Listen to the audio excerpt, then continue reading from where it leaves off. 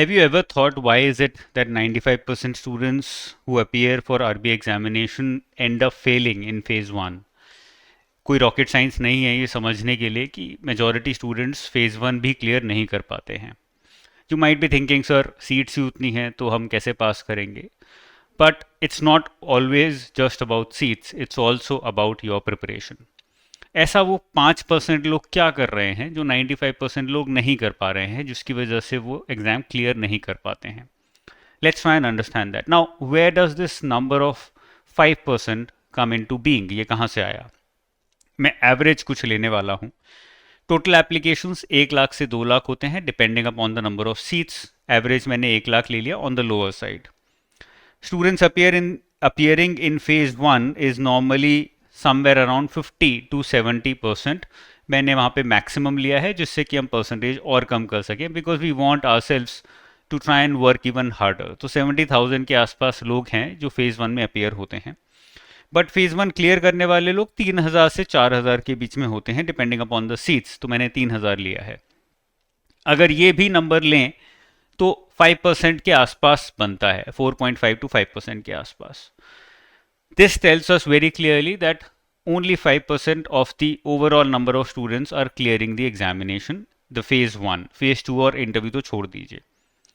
अब ये 95% जो एग्जाम क्लियर नहीं कर रहे, 67,000 people who write phase 1 but are not able to clear phase 1, what is it that they're doing wrong? ये आप पे भी अप्लाई होता है इफ़ यू आर अपियरिंग और thinking of appearing in this years examination. ये गलतियां नहीं करनी हैं. बहुत बेसिक चीज़ें हैं, कोई रॉकेट साइंस नहीं बताने वाला हूँ, कोई बहुत कॉम्प्लिकेटेड चीज़ें नहीं बताने वाला हूँ. Actually the way to clear the examination, the trick to clear most of the examinations is to stay basic, is to make sure that you do the simple things right, not to try and complicate your preparation too much. एक एक करके discuss करते हैं. सबसे पहला जो aspect है वो है कि कुछ सब्जेक्ट्स को हम इग्नोर कर रहे हैं. And I want to take you to the easiest subject जिसको हम काफ़ी इग्नोर कर रहे हैं, which is English in phase 1. अब इंग्लिश में जो पोटेंशियल है स्कोर करने का वो है 25+. वी ऑल नो दैट 30 में से 25+ हम स्कोर कर सकते हैं. The paper is pretty simple. जैसे कैट में इंग्लिश थोड़ा सिंपल होता है, ऐसे यहाँ पर भी काफ़ी सिंपल होता है. बट क्योंकि because in quant and reasoning we are used to scoring 7 marks, 10 marks, 15 marks. हमें आदत सी पड़ जाती है देख के कि यार इतने नंबर भी आए तो चलेगा. क्वांट में 30 में से 10 नंबर आए तो बहुत अच्छा परफॉर्म कर दिया. रीजनिंग में 60 में से 25 स्कोर आ गया तो बहुत अच्छा परफॉर्म कर दिया. तो हमें लगता है कि इंग्लिश में भी अगर हमारे 30 में से 20 आ रहे हैं तो मतलब बहुत ही एक्स्ट्रा ऑर्डिनरी परफॉर्मेंस कर रहे हैं. But the reality is not that. The reality is क्योंकि इंग्लिश का paper is not in line with the paper of quant and reasoning, उतना डिफिकल्ट नहीं है, सिंपल है, स्ट्रेट फॉरवर्ड है, प्रिडिक्टेबल है.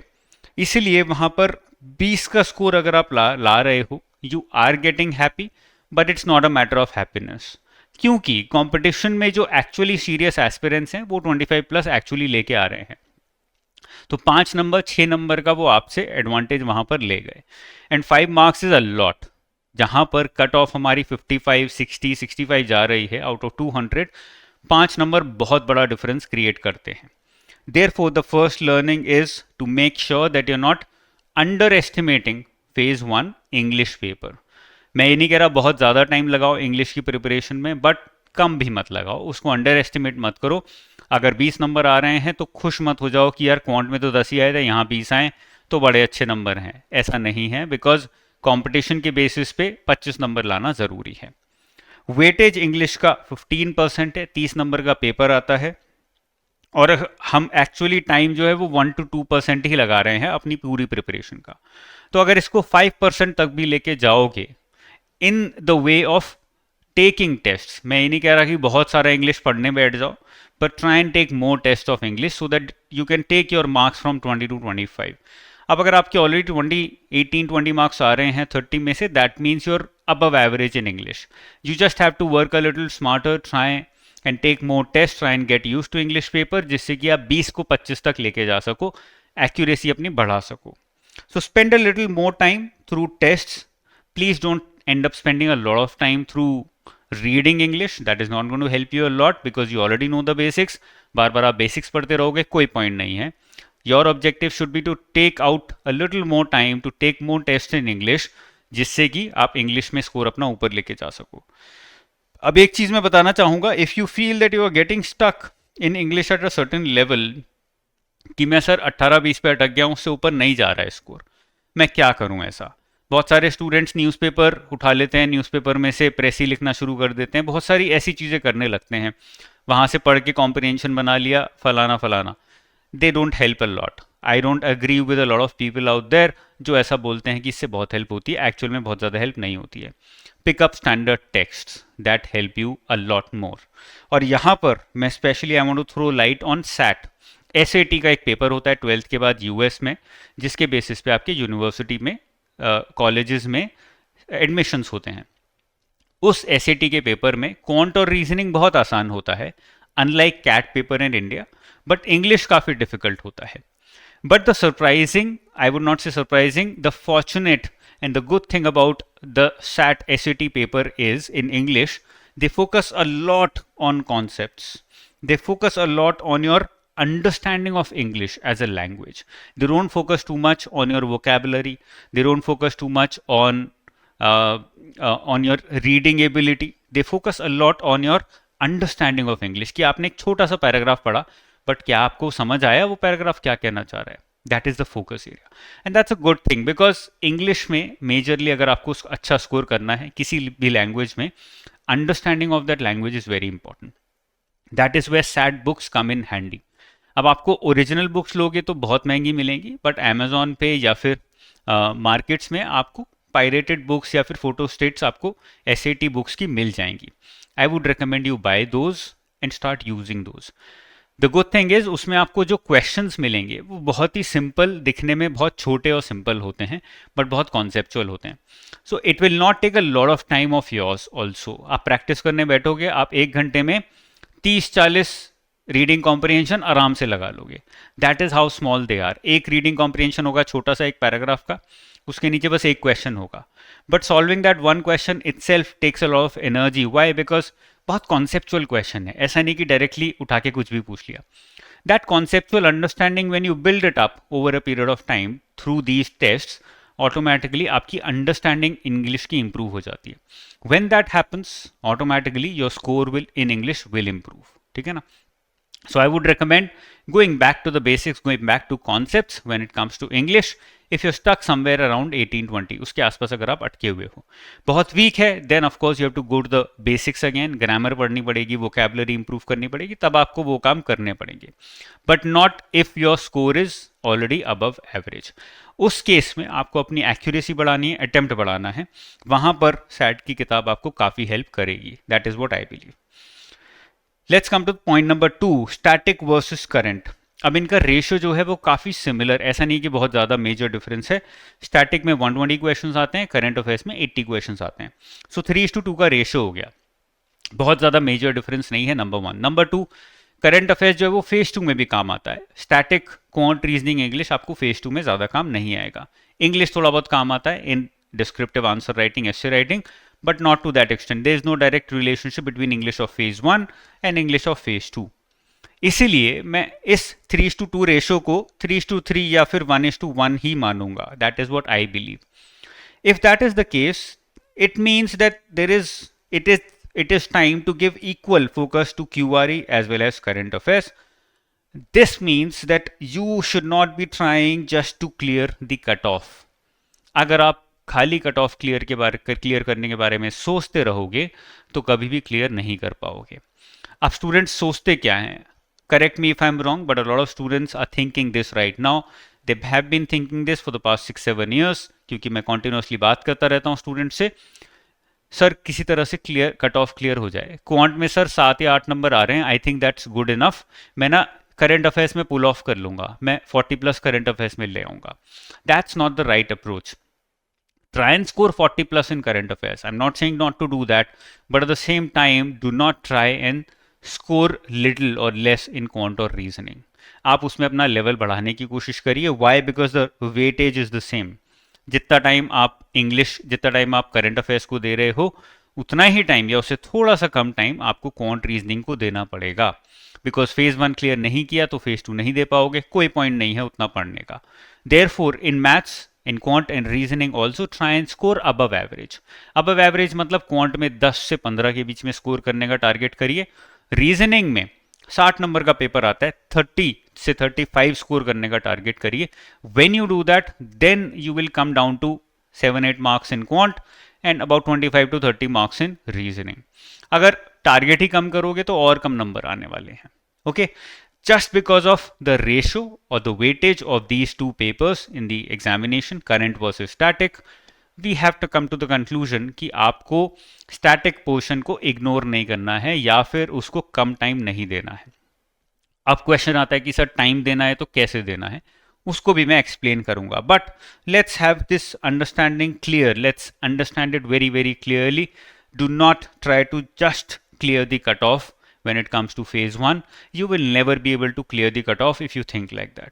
जब आप टॉप करने की सोचोगे फेज 1 में, तब जाके आपकी कट ऑफ क्लियर होगी। That is how these 5% students, 3000 students are thinking.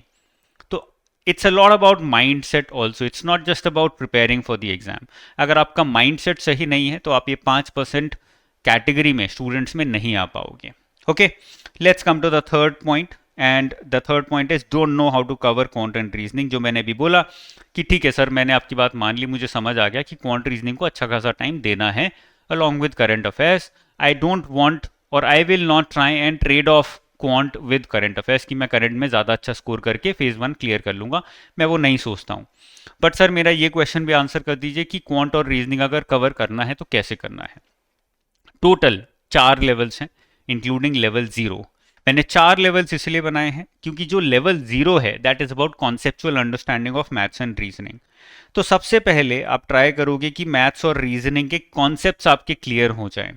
इसका मतलब ये है कि मुझे सबसे पहले समझना है कि हर चैप्टर के फॉर्मूलाज क्या हैं, हर चैप्टर में ट्रिक्स क्या हैं, हर चैप्टर में किस किस टाइप के क्वेश्चन पूछे जा सकते हैं, हर चैप्टर के अंदर कॉन्सेप्ट्स क्या हैं, बेसिक्स क्या हैं, how exactly profit and loss works, how exactly time and work works, how exactly time speed distance works, उसको विजुअलाइज करना सीखिए। That you can do through videos, that you can do through classes. तो ये एक अकेला level है जो कि आप क्लासेस के थ्रू, वीडियोस के थ्रू कर सकते हो।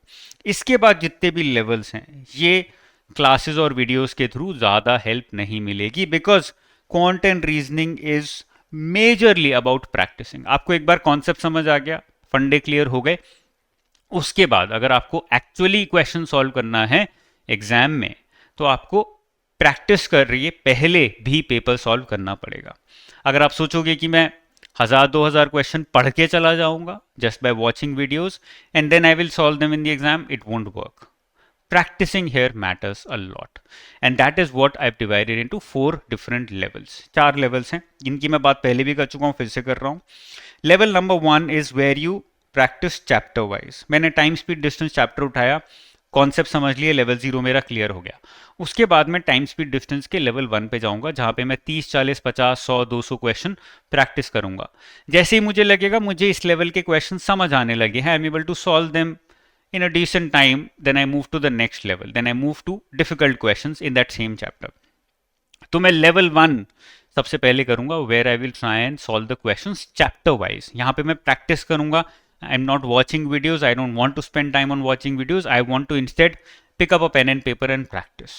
ठीक है, उसके बाद आएगा लेवल नंबर 2 जहाँ पे मिक्स्ड चैप्टर्स की प्रैक्टिस होगी। लेट्स से मैंने 5 चैप्टर्स कवर कर लिए, सबके लेवल 0 और लेवल 1 में खत्म कर चुका हूँ। Time speed distance, time and work, ratio proportion, mixtures and allegations, HCF, LCM, profit and loss, 6 chapter मैंने खत्म किए। अब ये 6 चैप्टर का मैंने लेवल 0 और लेवल 1 दोनों खत्म कर लिया है। अब मैं थोड़ा सा ब्रेक लूंगा and in this break I instead of reading another chapter, 7th chapter, मैं 6 चैप्टर्स को मिक्स करके टेस्ट बनाऊंगा और उस टेस्ट को प्रैक्टिस करूंगा। So I will pick up let's say 5 questions from every chapter. 6 chapter मतलब 30 क्वेश्चन हो गए मेरे पास। अब मैंने बिना टाइमर के, विदाउट एनी टाइमर, ये 30 क्वेश्चन साथ में सॉल्व किए। What are you doing? You are trying to get used to solving different chapters questions in one go. आप अपने ब्रेन को यूज टू बना रहे हो कि let me give you questions from 6 different chapters and see how do you respond. It's basically training your brain to get used to solving questions from different chapters at the same time, क्योंकि exam में आपको 30-25 minute में बहुत सारे chapters के, अलग अलग chapters के क्वेश्चन सॉल्व करने हैं।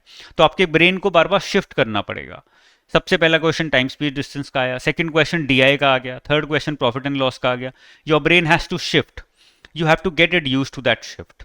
तो मेरा लेवल 2 होगा जहां पे मैं मिक्स्ड चैप्टर्स उठाऊंगा, not all the chapters but 5-6-7 chapters, some questions of all the chapters, and then I will practice. But this practice is without a timer. अभी मैंने टाइमर इंट्रोड्यूस नहीं किया अपने ब्रेन को कंफर्ट जोन में लेके रखने के लिए। फिर आएगा लेवल 3, यहां पे मैं फिर से मिक्स चैप्टर्स ही रखूंगा, बट मैं एक और लेयर ऐड कर दूंगा where I introduce a timer. मैंने फिर से 6 चैप्टर्स उठाए, मैंने 5-5 क्वेश्चन हर एक चैप्टर के लिए, 30 क्वेश्चन हो गए। मैंने अपने आप को 20 मिनट दिए, 25 मिनट दिए, 30 मिनट दिए। You can keep changing the time depending upon your speed. ऊपर नीचे करते रहो, उसको एक्सपेरिमेंट करते रहो। Don't be afraid of experimenting in content reasoning. The only thing is that you have to keep practicing. Okay, ये timer introduce करना बहुत जरूरी है, very very important, because if you don't do this then your speed will not increase. तो यहां पे मैंने अपनी एक्यूरेसी बढ़ाई और यहां पे मैंने एक्यूरेसी के साथ स्पीड भी ऐड ऑन कर दिया। अब मैं काम कर रहा हूं अपनी स्पीड पे।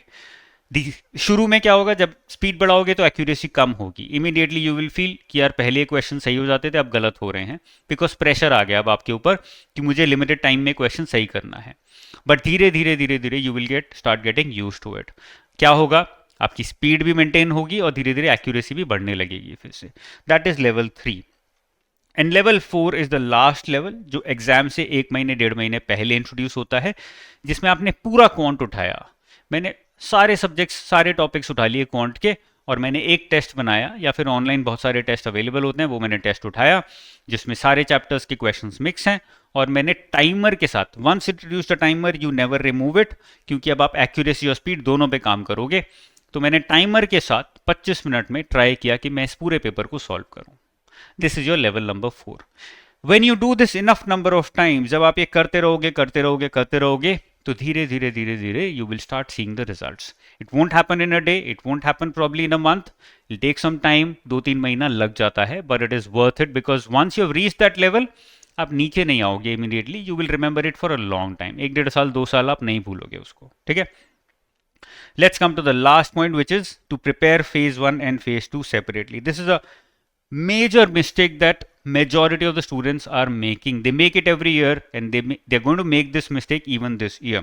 हम लोग सोचते हैं कि पहले phase 1 क्लियर करते हैं, फिर phase 2 के बारे में सोचते हैं, but the exam is not like that. The exam is testing your phase 2 skills, some of your phase 2 skills in phase 1 also. वो क्या टेस्ट कर रहा है? सबसे पहले फेज 2 का जो भी करंट है, ईएसआई का, फाइनेंस का, which means PIB 247 and RBI 247, दोनों का जो करंट अफेयर्स है, that is useful equally for phase 1। Phase 1 में वो पूछा जा रहा है, रेगुलरली पूछा जा रहा है, तो please don't ignore that. Number 1, ये आपको साथ में लेके चलना है। अगर आप सोचोगे खाली स्पॉटलाइट पढ़ के, खाली अफेयर्स क्लाउड पढ़ के फेज 1 का करंट निकाल लूंगा, निकाल लोगे शायद, मुश्किल है, but even then let's give you a benefit of doubt, शायद निकाल लोगे। लेकिन फेज 2 और फेज 1 के बीच में गैप बहुत कम होता है। In that gap you will not be able to cover the entire syllabus and current affairs of phase 2। Syllabus पढ़ भी लिया है पहले, तो भी करंट अफेयर्स भी कवर नहीं कर पाओगे। Therefore you are bound to fail if you don't cover current affairs of phase 2 before phase 1 itself, और ये आपको फेज 1 में तो नुकसान पहुंचाएगा ही। The finance syllabus, this is something that we are witnessing now. Finance का जो सिलेबस है वो फेज 1 में हैंडी होने लगा है। धीरे धीरे RBI has started asking questions from the syllabus of finance, from the basics of finance in phase 1 paper also. तो phase 1 के current affairs में, जीके में 4-5 questions finance के आने लगे हैं, और ये नंबर इंक्रीज होने की आशंका है। मतलब there's an expectation that this number will increase directly or indirectly. Therefore, it is very important that you cover finance syllabus for phase 1 also before phase 1 itself. And the third one is do not be afraid of reading more current affairs. This is also another mistake. हम लोग सोचते हैं spotlight खाली 3 महीने का पढ़ेंगे तो हो जाएगा, आरबीआई 247 खाली 6 महीने का पढ़ेंगे तो हो जाएगा, शायद हो जाएगा, बट अगर टाइम है तो अभी क्यों नहीं कर रहे हो? अगर और सब कुछ पढ़ लिया है तो अभी क्यों नहीं पढ़ रहे हो? Okay, if you have studied everything, then do not while away your time. Take it like a war-like situation. Assume that it is do or die kind of a situation जहाँ पे हर दिन आपका इंपॉर्टेंट है, हर दिन आपको उतना ही effort लगाना है. So do not be afraid of reading more current affairs. डरो मत ज़्यादा करंट अफेयर्स पढ़ने से. कम करंट अफेयर्स पढ़ने से डरो कि यार कम पढ़ के जाऊंगा तो एग्जाम शायद क्लियर नहीं होगा, बट ज़्यादा पढ़ के जाऊंगा तो सर्टेनली हेल्प करेगा. Let me come to the last point, जो कि थोड़ा सा ज्ञानबाजी है, बट एक्चुअली मैं देखता हूँ बहुत सारे स्टूडेंट्स ये नहीं कर पाते हैं, इसलिए मैं इस पर थोड़ा सा फोकस करना चाहता हूँ. We are less strategic in our studies, और हम लोग थोड़ा हल्ला बोल स्टडीज़ पे ज़्यादा फोकस करते हैं, क्योंकि हमेशा से ही स्कूल में कॉलेज में वो चल गया तो हमें आदत पड़ गई कि ये अभी भी चल जाएगा. जैसे अभी इंडिया पाकिस्तान सिचुएशन काफ़ी टेंस है, काफ़ी ख़राब सिचुएशन है, anything can happen in the next 2-3 months 6 months. अब अगर इंडिया या अगर पाकिस्तान बस अपनी, if they just keep starting start thumping their chest and go for war, they're going to lose. वो इंडिया के लिए भी अप्लाई होता है, पाकिस्तान के लिए भी अप्लाई होता है. Any one party which is more strategic, which is more logical, which is more organized in how to deal with this situation is going to win. So it's actually a matter of mind more than a matter of body. ठीक है ना. आप कितने भी powerful हो, you must have heard about the story of David versus गुलायत. If you are more powerful, you might look as somebody who is going to win the war, but ultimately you will lose if you do not apply your mind. Sheer body से, sheer arm की power से आप नहीं जीत सकते, at least in today's competition, in today's society. Therefore, stop focusing more on हल्ला बोल studies कि मैं 10 लोगों को बताऊंगा कि मैंने आज क्या क्या पढ़ा है और मैं बहुत सारा पढ़ लूँगा और इधर उधर गुणगान करूँगा और टेलीग्राम पे भी बहुत टाइम लगाऊंगा. Don't do that. Do not try to beat around the bush. Do not try thump your chest too much. आराम से बैठो, ऑर्गेनाइज करो अपनी पढ़ाई को, सोचो कि क्या ज़रूरी है क्या नहीं है. मैंने बहुत सारी वीडियोज़ में बात करी है कि किस तरह से how do you make your studies more strategic, more organized, more logical in nature. Start doing that, automatically you will start seeing the results. कि मैं जो एफर्ट लगा रहा हूँ उसका रिजल्ट मुझे दिख रहा है. अदरवाइज एफर्ट लगाते रहोगे, रिजल्ट नहीं दिखेगा, तुम्हें लगेगा कि मैंने बहुत पढ़ाई करी, बहुत घंटे बैठ के पढ़ा, बट उसका फायदा कुछ नहीं हुआ. Okay, so these are the major points which I believe define whether you become successful at least in phase 1 और नॉट. ठीक है ना. तो ये मेजर बेसिक चीज़ें हैं जो आपको करनी है. करोगे तो अपने आप रिजल्ट दिखेगा, नहीं करोगे तो रिजल्ट नहीं देगा. And you can blame anyone else for not studying for you. Okay, that's all from my side. If you have any doubts, if you want to say anything, put it down in the comment section below. I will try and answer as many questions as possible. Keep studying hard. All the best. Bye bye. Jai Hind.